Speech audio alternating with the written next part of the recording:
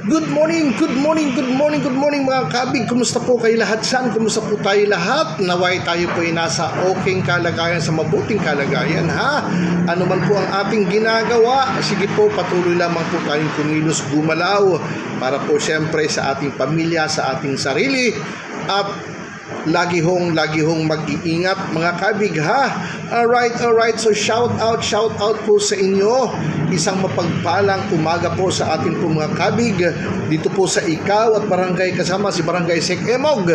Isang nagpapalang ako po nagpapala, no? Isang pagpapalang umaga. Naliligaw si kabig. Ay nako.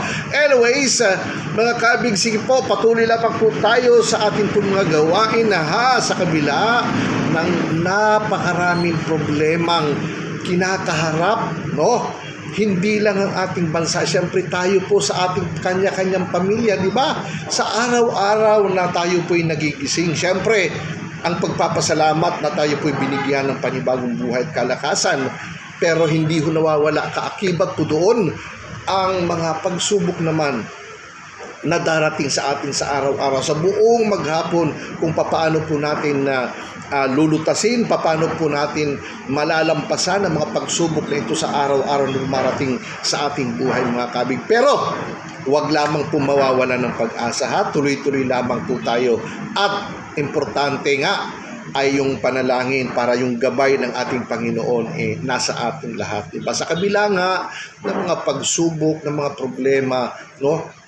Hindi kaila sa atin. Nako, tulad ngayon, di ba?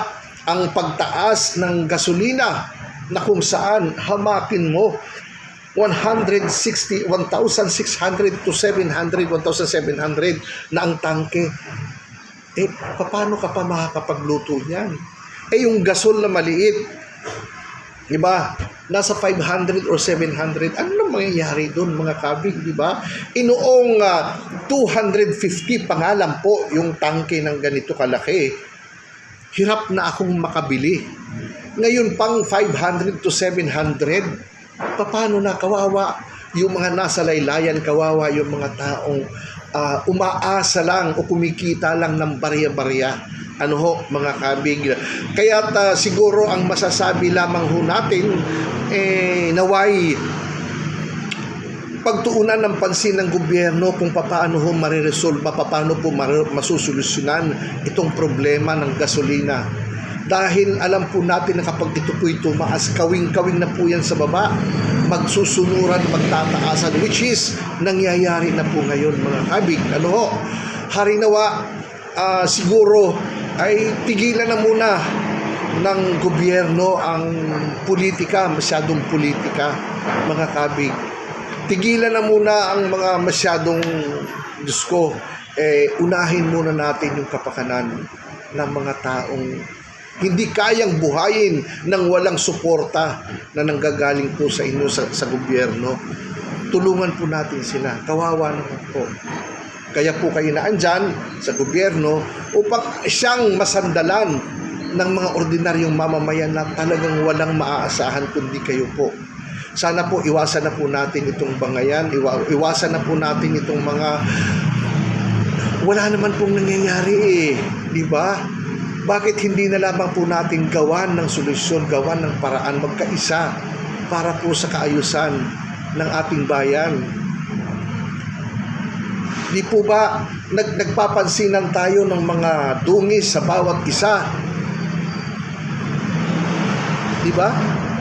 Nagpapansinan tayo ng dungis nakakulapol sa ating mga mukha.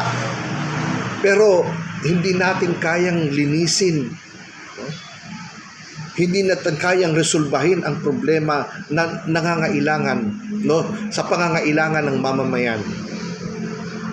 Naku po, ito pang lalong tumitindi ang problema dahil yun nga yung inaalok na ceasefire ba, no, ng gobyernong Amerika laban sa Iran, itinanggihan ng Iran. So okay lang po sana kung sila lamang po ang maapektuhan. Tayo po'y apektado. So tigilan na po natin itong masyadong politika sa ating bansa, sa ating bayan.